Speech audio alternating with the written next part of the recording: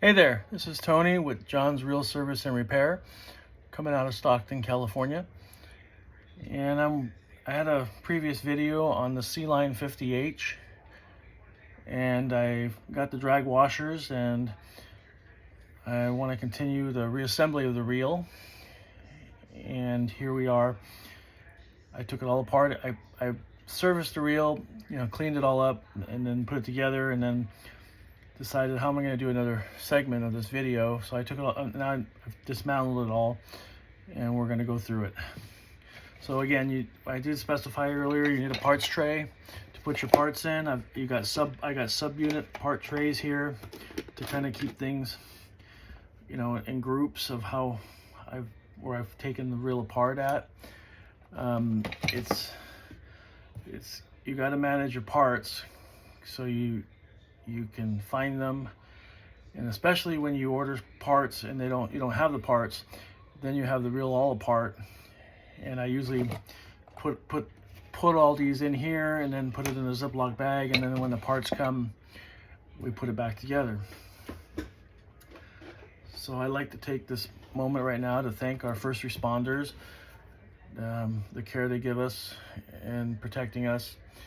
Just wanted to take a note from a fellow YouTuber to make sure that we thank our fellow responders.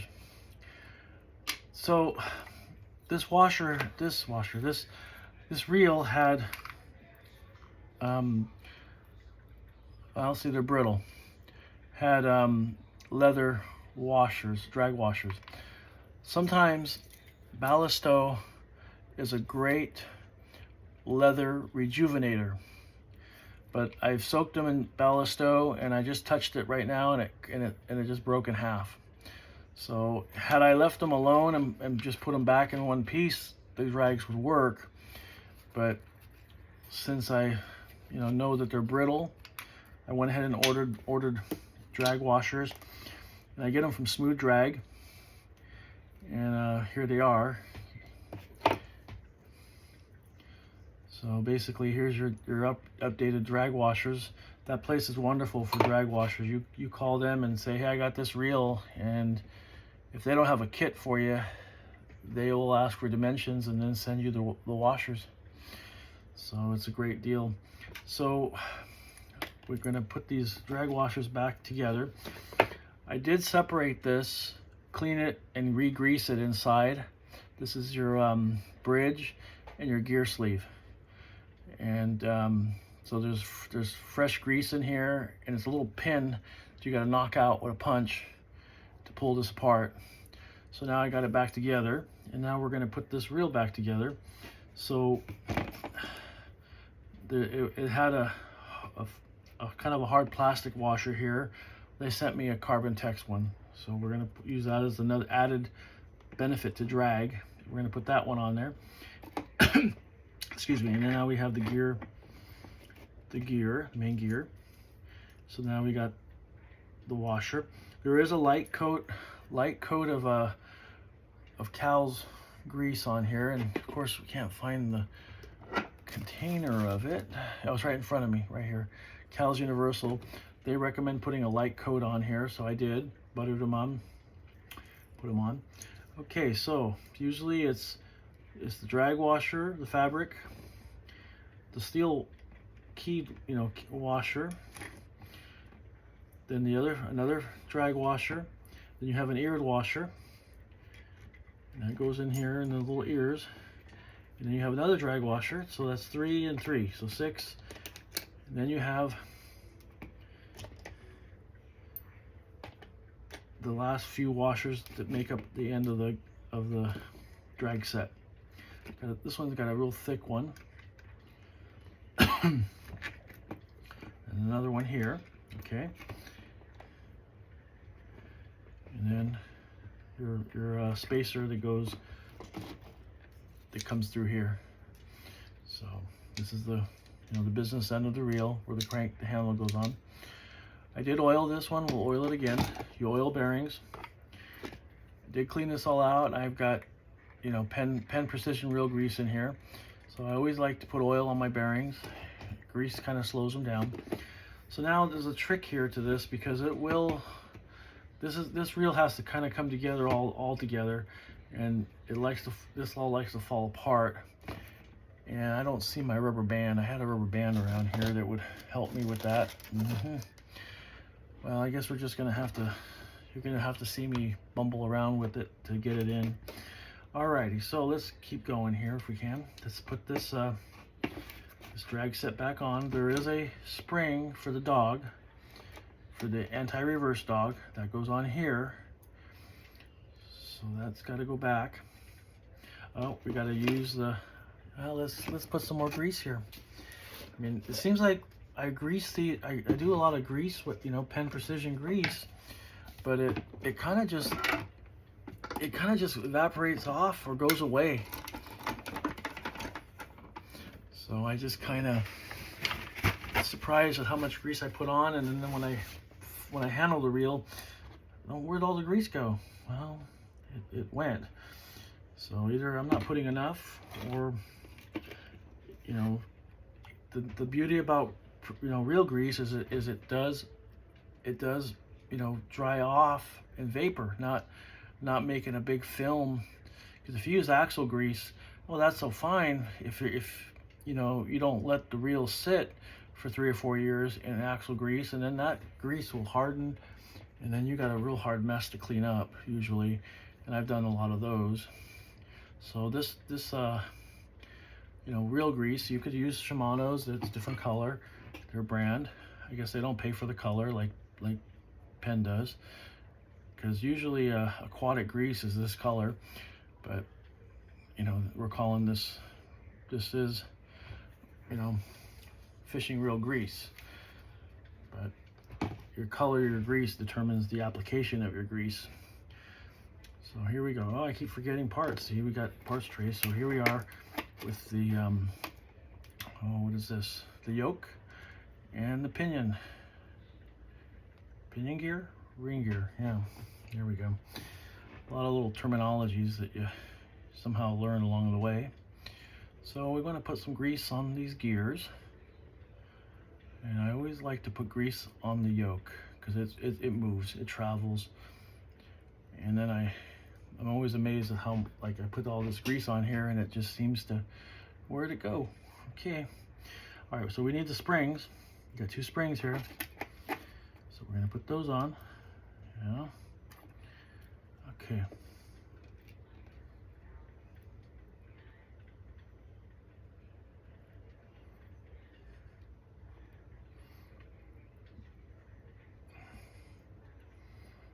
That one floats right on top.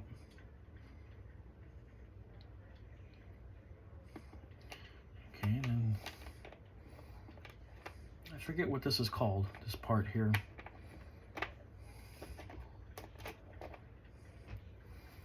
But see, it's got the ramps that goes always facing down, because that's what makes this yoke travel in and out. Alrighty, so this just sits on here. Penn reels are a little easier to put together because the yoke gets doesn't float around like this. It's kind of more dedicated in a spot where it stays. So all right, so we're not, okay, that's why we don't have it lined up. All right, so we got it here, and she'll want to back off on me. It's a little bit of a chore with this reel to get it together, and we'll see how successful I am, and you'll see what I go through to work on this Daiwa style, you know, Sealine reel. Yeah, sometimes I think I'm kidding myself because I'm just gonna hold it down. You know, oh yeah, I'm just gonna hold it down. Okay, because it's, you know, it wants to go everywhere. So we do have a dog to put in here. This is the anti-reverse dog, and it goes in here, right in here. So we'll put that back on the tray so we don't forget it. Okay, now let's get the whole caboose here. So you just kind of have to push them together. Yep, see, that falls out. And these will loosen up on you if you give it, if you know, you let it. She already came out here. Okay, all right, she's in. Well, maybe. She don't feel like she's in. She does now. Oh, I'm not holding tight enough. Okay, now it's in. Okay, so we got to get this in there. Well, it's not so hard to do, but you got a spring there, and we'll attach the spring later. We'll just put this whole mechanism in, and you see the spring wraps around the shaft, so almost, you know, you always want to point it the opposite so it can pull on it, how it pulls. So here we go. We're gonna get this lined up. We get a screw. And put it through. Yep, here we go. This is where it gets a little tricky. It doesn't want to, you know, exactly stay for you. There it is. Fits. You gotta make sure everything fits in their spot. So now we need a screwdriver. And let's see. Yeah, the wrong one. All right, I'm just gonna have to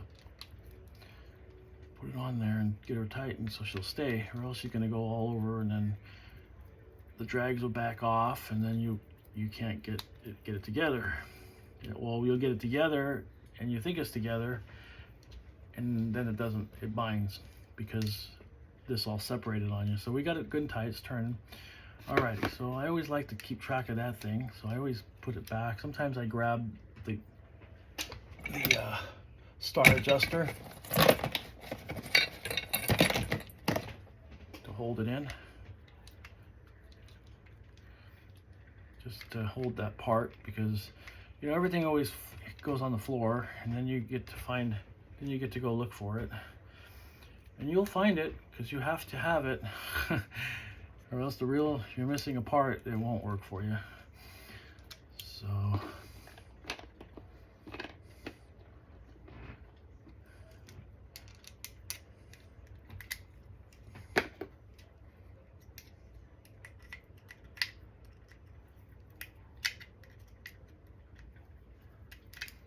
bear with me, I'm moving kind of slow. It's been a long week, like everybody else, right? It's Friday.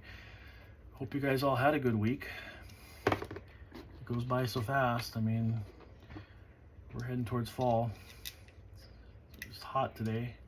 First hot day. Well, seems like the first hot day. We had a couple. Last year was crazy. 20 days of intense heat. I think Stockton turned into Death Valley, or this area. This year we have a mildest summer on record. Kind of reminds me of 2003. Now I'm dating myself, but that was a stellar year to grow wine grapes. And what I see this year with the wine grapes, they're really good quality.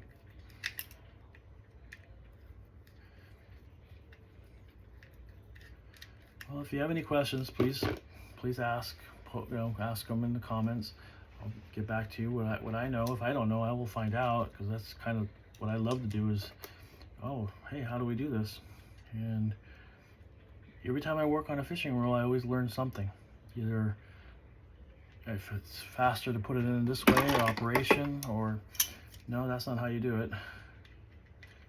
So this one had a little nut back here.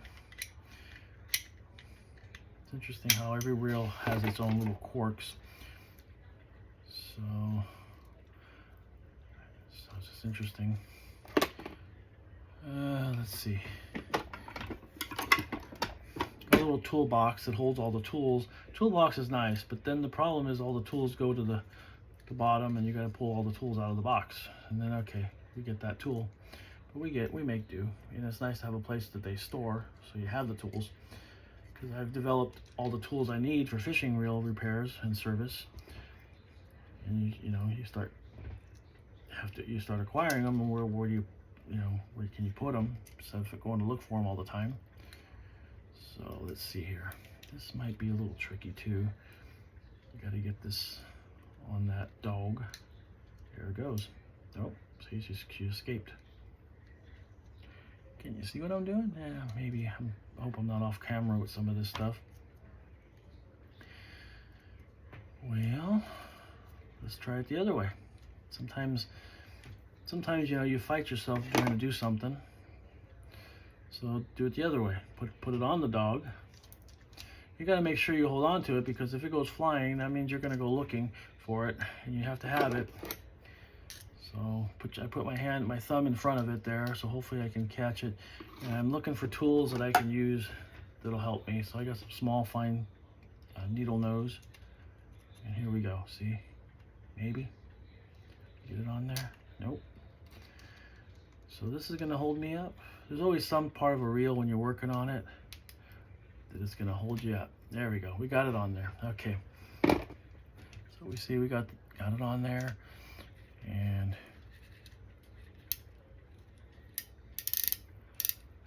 that's a beauty. I love it when a reel comes together. Okay, I got this other parts tray back here, the big one, and then I have the sub units to help me keep things in track.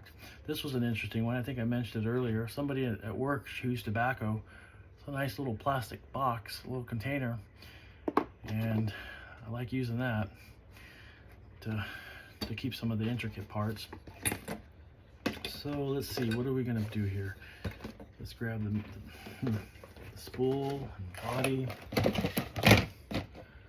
Oh, the bearing. We got a bearing. This one's an interesting. It's got the housing for the bearing, all in like a button. So it just goes right in, and you just push it on, and there's your bearing.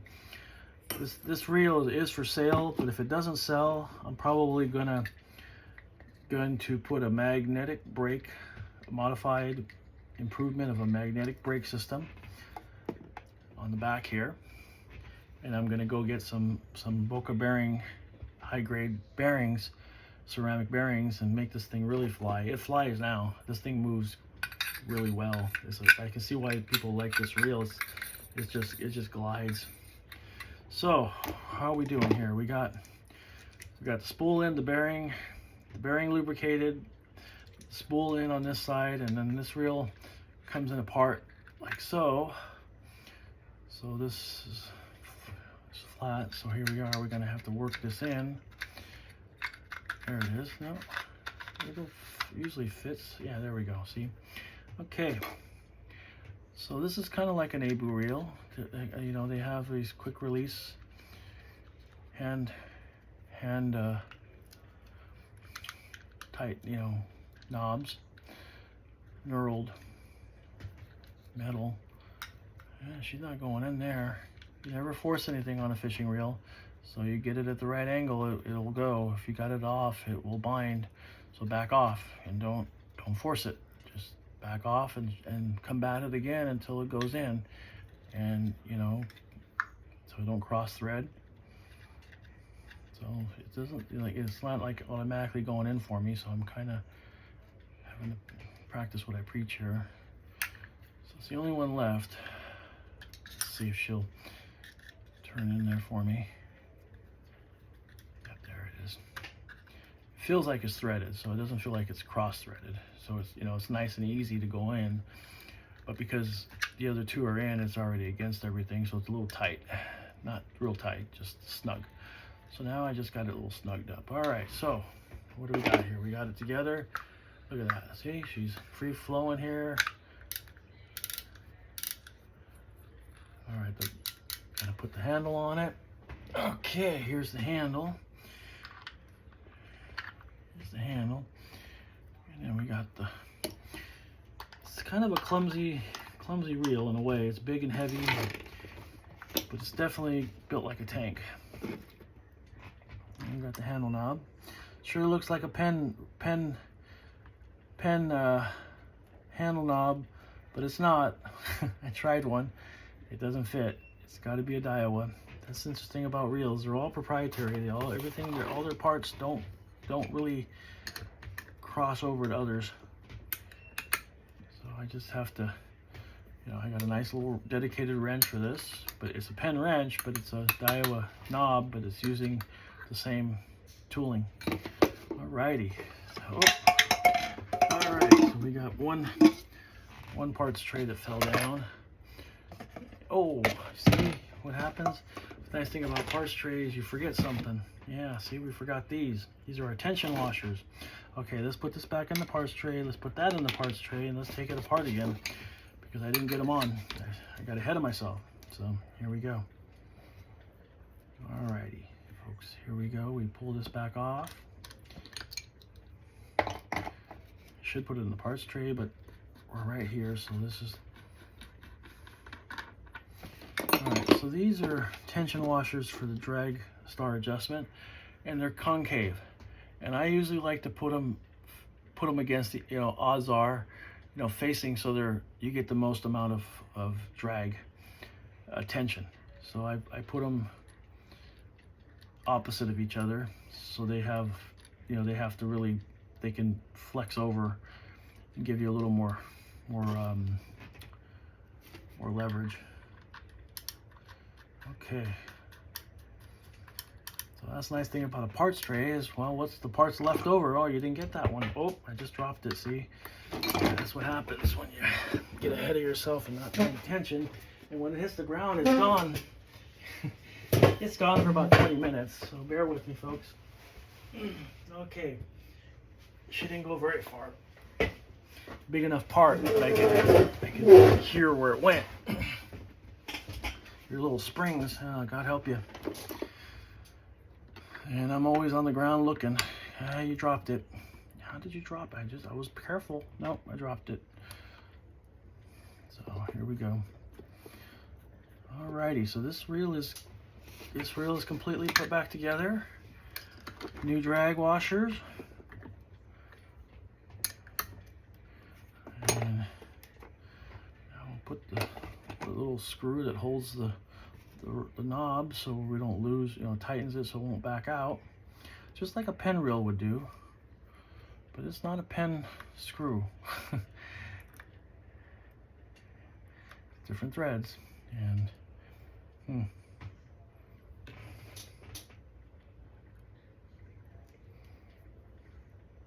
so this reel is on eBay for sale. I got it marked for $65. I don't know what market price is on this. I just know that I have a lot into it, and I know it's a great reel. It's ready to go fishing. Got good confidence with the parts that are in it. New drags, and the bearings are in good shape. They're all oiled. These little screws are kind of a tedious thing to be working with here. I might stop the camera if I don't get it on there soon here. Okay, maybe. Hooray. Alrighty.